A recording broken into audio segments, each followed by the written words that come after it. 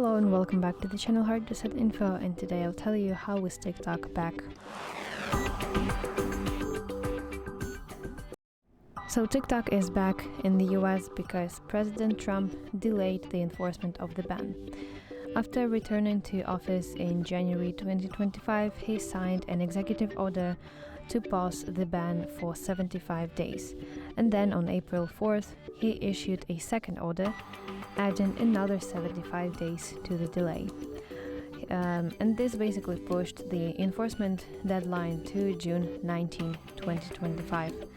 And because of these delays, companies like Apple, Google, and TikTok's US cloud providers were no longer required to block or remove the application, and as a result, TikTok was restored to app stores and fully resumed operations.